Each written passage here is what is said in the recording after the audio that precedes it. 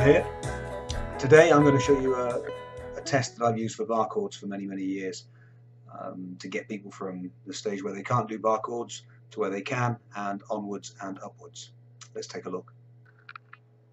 Here's how I'll test someone's bar chords out.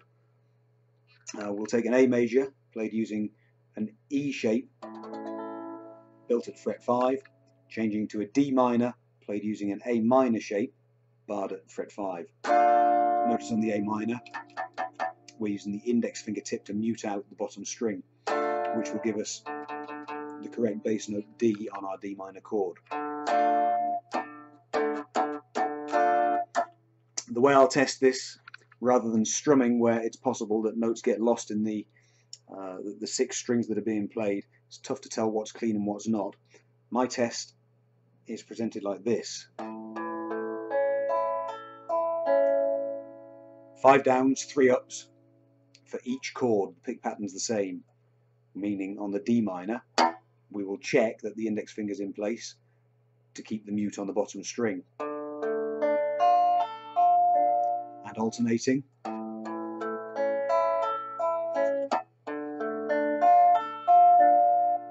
By measuring the student's top speed, we can see whether their bar chords are improving. And generally the first time I'll try this with a student, they just cannot do it. They cannot get everything to ring correctly. When the student's capable of doing the first pattern I've just demonstrated, we can try similar, but this time going from A major at fret 5 to D major at fret 5 using an A shape. I use a barred third finger, and we put them together in similar fashion.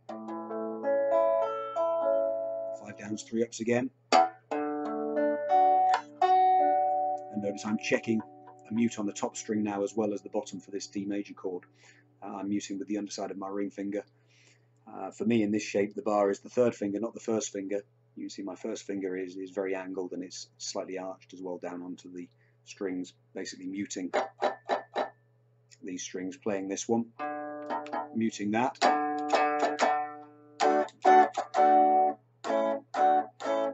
You can see the change in angle with my first finger as I go from the barred A major to the barred with the third finger but not the first D major.